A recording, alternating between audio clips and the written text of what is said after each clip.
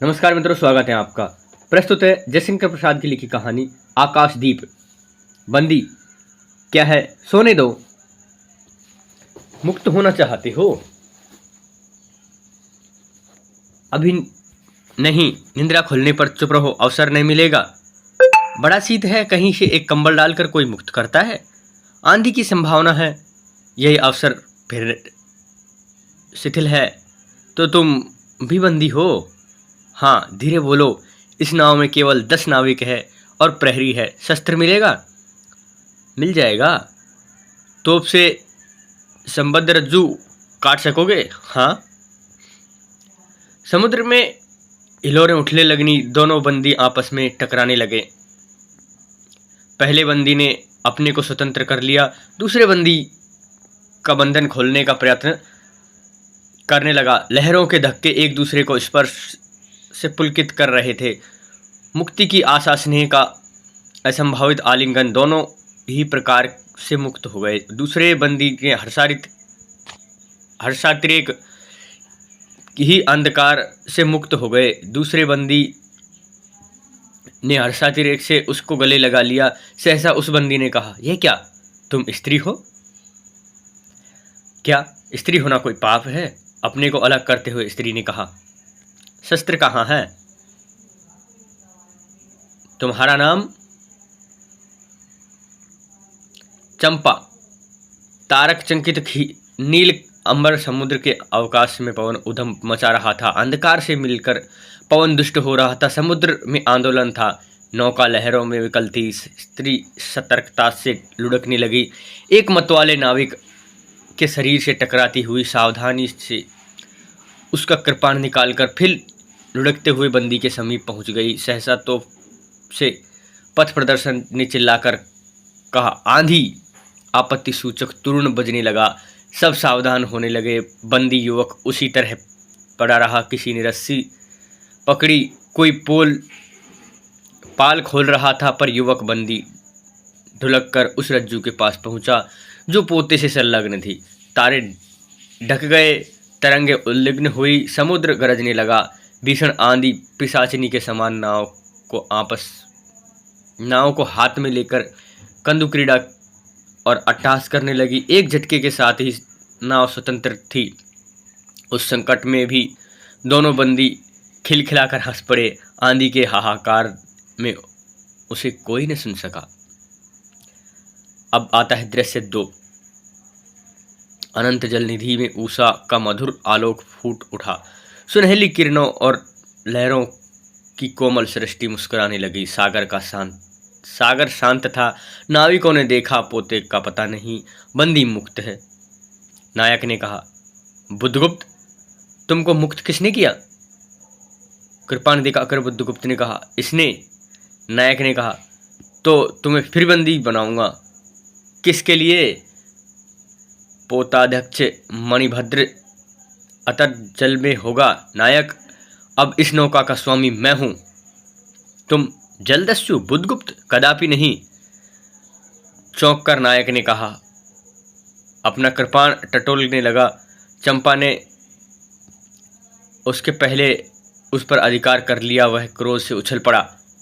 तो तुम द्वंद्व युद्ध के लिए प्रस्तुत हो जाओ। जो विजयी होगा वह स्वामी होगा। इतना कहकर बुद्धगुप्त ने कृपाण देने का संकेत किया। चंपा ने कृपाण नायक के हाथ में दे दिया। भीषण घात प्रतिघात आरंभ हुआ। दोनों कुशल, दोनों त्वरित गति वाले थे। बड़ी निपुणता से बुद्धगुप्त ने अपने को कृपाण दांतों से पकड़कर अपने दोनों हाथ स्वतंत्र कर लिए। चंपा भय और विस्मित से देखने लगी। नाविक प्रसन्न हो गए, परंतु बुद्धगुप्त ने लाघव से नायक का कृपाण वाला हाथ पकड़ लिया और विकट हुंकार से दूसरे हाथ कटी में डालकर उसे गिरा दिया। दूसरे ही क्षण प्रभात की किरणों में बुद्धगुप्त की विजय कृपाण हाथों में चमक उठा। नायक की कातर आंखें प्राण भिक्षा मांगने लगी। बुद्धगुप्त ने कहा, बोलो, अब स्वीकार है कि नहीं? मैं अनुचर हूं, वरुण देव की शपथ, मैं विश्वासघात नहीं करूंगा। बुद्धगुप्त ने उसे छोड़ दिया। चंपा ने युवक जलदस्यु के समीप जाकर उसके शक्तों को अपनी स्निग्ध दृष्टि और कोमल करों से वेदना विहीन कर दिया। बुद्धगुप्त के सुगठित शरीर पर रक्त बिंदु विजयी तिलक कर रहे थे। विश्राम लेकर बुद्धगुप्त ने पूछा, हम लोग कहाँ होंगे? बालाद्वीप में बहुत दूर, संभवतः एक नवीन द्वीप के पास, जिसमें अभी हम लोगों का बहुत कम आना जाना होता है। सिंगल के वणिकों का प्राधान्य है। कितने दिनों तक हम लोग वहां पहुंचेंगे? अनुकूल पवन मिलने पर 2 दिन में, तब तक के लिए खाद्य अभाव न होगा। सहसा नायक ने नाविकों को डांड लगाने की आज्ञा दी। स्वयं पतवार पकड़कर बैठ गया। बुद्धगुप्त के पूछने पर उसने कहा, यहाँ एक जलमग्न शैलखंड है, सावधान न रहने पर नाव टकराने का भय है। दृश्य 3।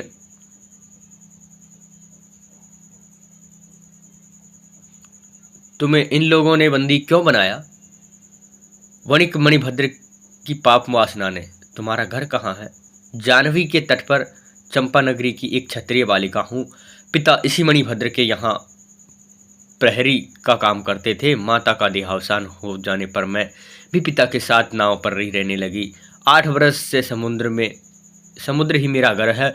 तुम्हारे आक्रमण के समय मेरे पिता ने ही 7 दस्युओं को मारकर जल समाधि ली। 1 मास हुआ मैं इस नील नभ के नीचे, नील जल निधि के ऊपर एक भयानक अनंतता में निस्सहाय हूँ, अनाथ हूँ। मणिभद्र ने मुझसे एक दिन घृणित प्रस्ताव किया। मैंने उसे गालियाँ सुनाई। उसी दिन से मैं बंदी बना दी गई। चंपा रोष से जल रही थी।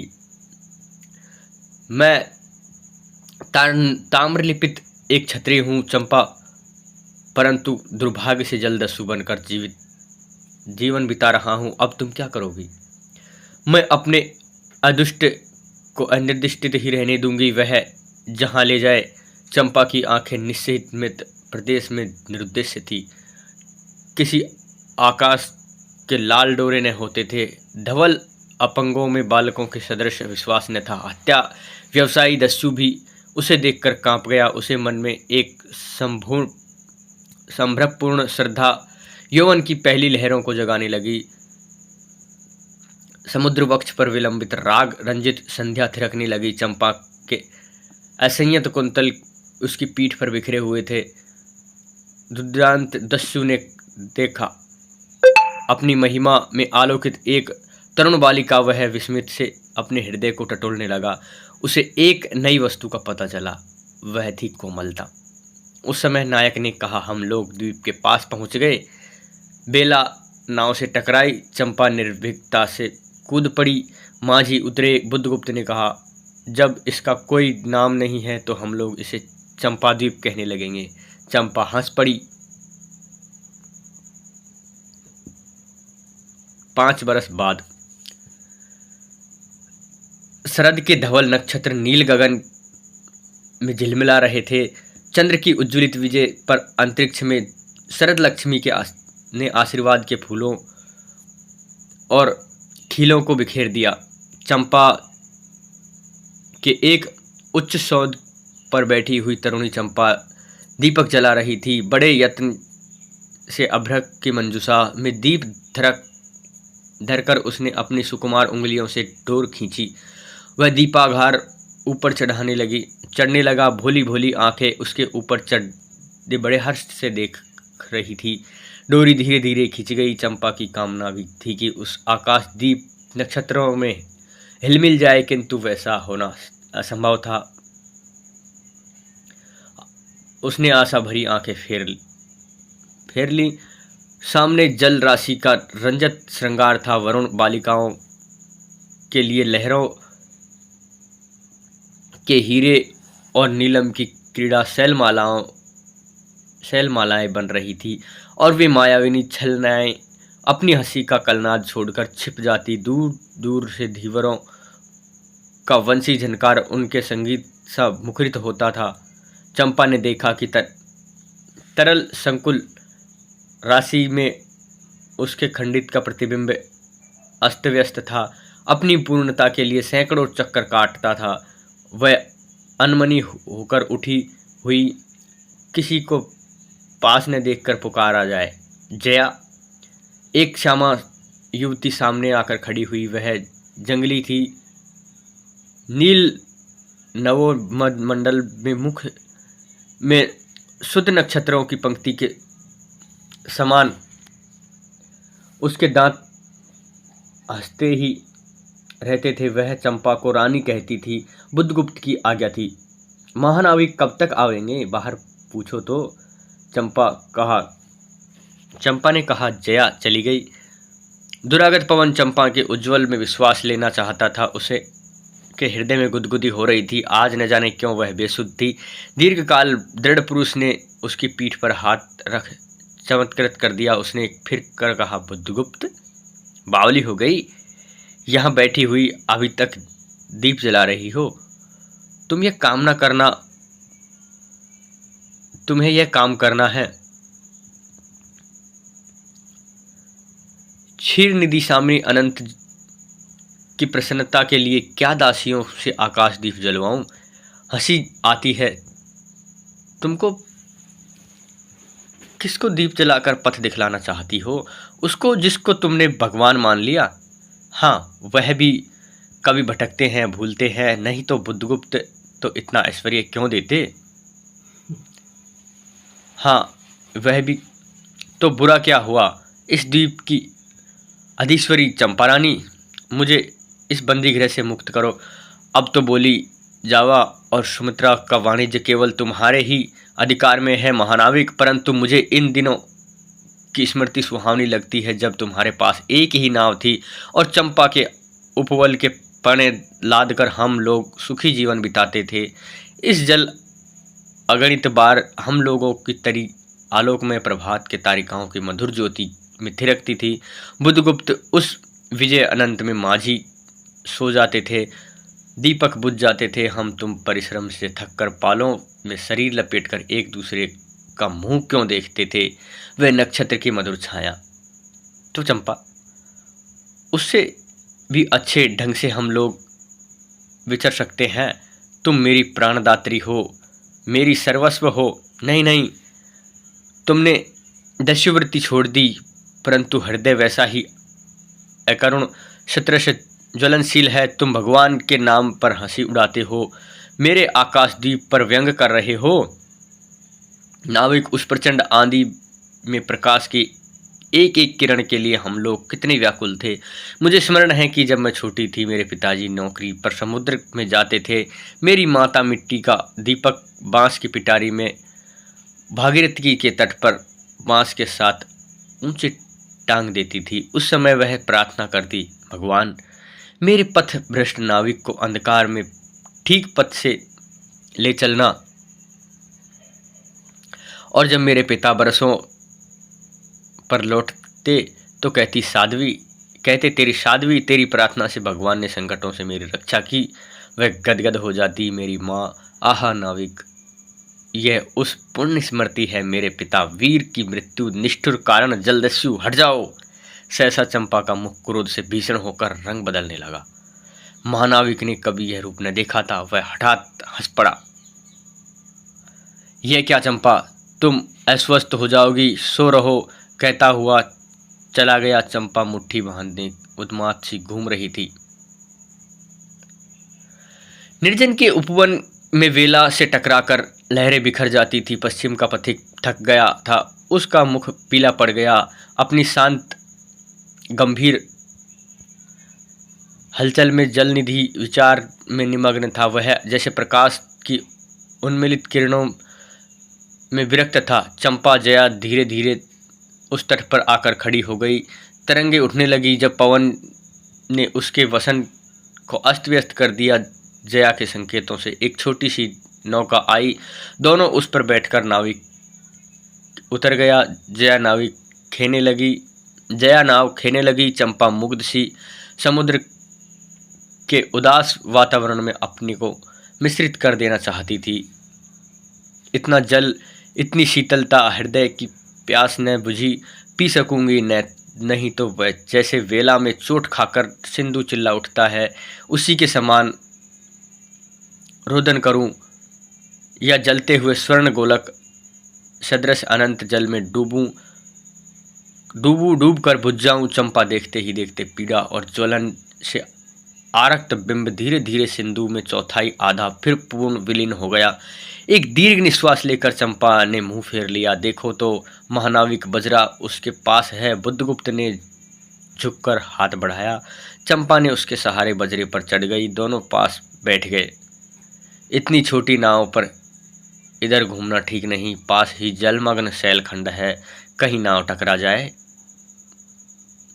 या ऊपर चढ़ जाती तो चंपा तो अच्छा होता। बुद्धगुप्त, जल में बंदी होना कठोर प्राचीरों से अच्छा तो है।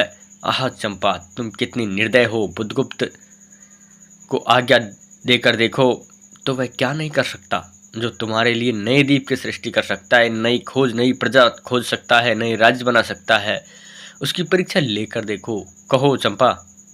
वह कृपाण से अपना हृदय पिंड निकाल अपने हाथों में अनंत जल में विसर्जित कर दे। महानाविक जिसके नाम से बाली जावा चंपा का आकाश गूंजता है था, पवन थर्राता था, घुटनों के बल चंपा के सामने छलछलाई आंखों से बैठा था।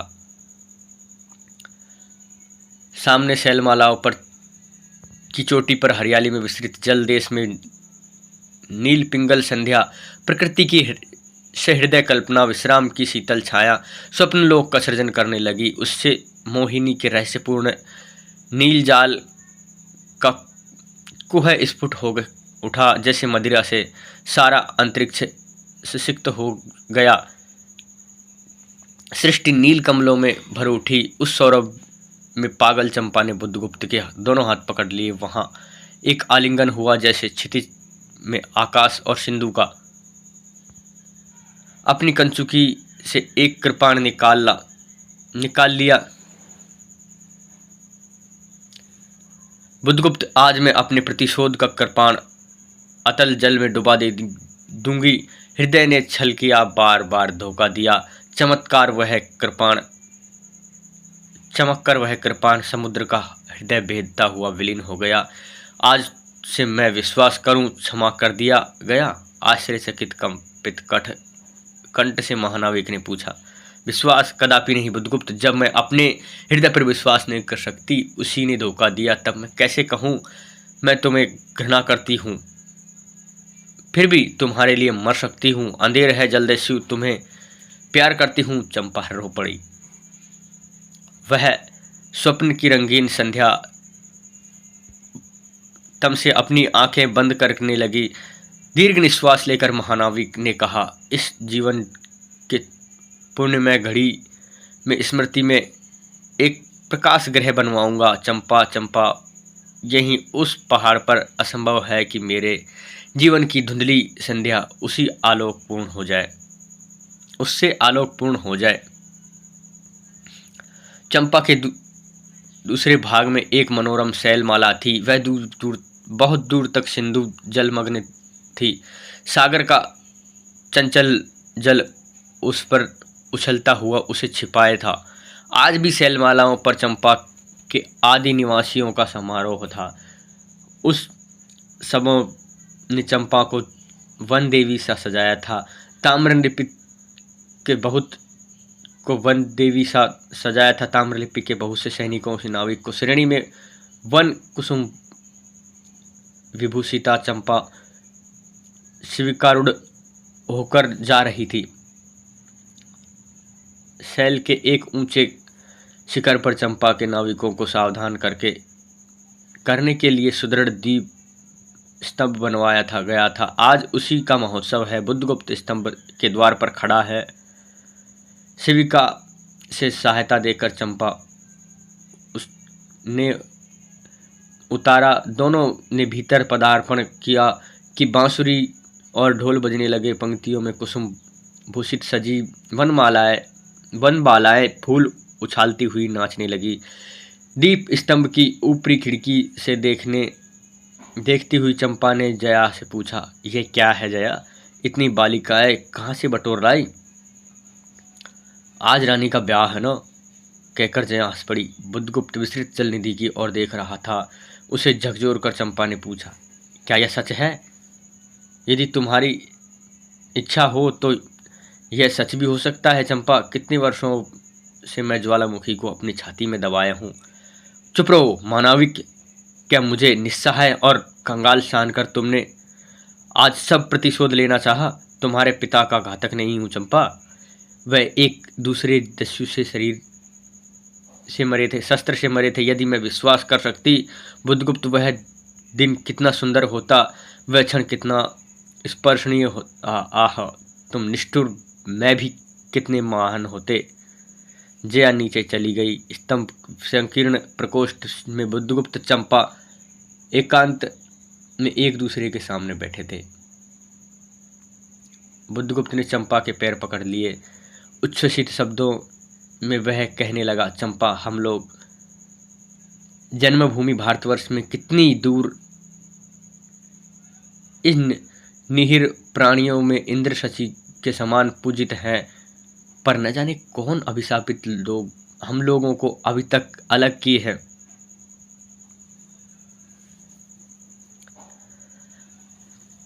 स्मरण होता है वह दार्शनिकों का देश है, वह महिमा की प्रतिभा, मुझे वह स्मृति नित्य आकर्षित करती है। परंतु मैं क्यों नहीं जानती हूँ, इतना महत्व प्राप्त करके भी मैं कंगाल हूँ। मेरा पत्थर सा हृदय एक दिन सहसा तुम्हारे स्पर्श से चंद्रमणि की तरह द्रवित हुआ।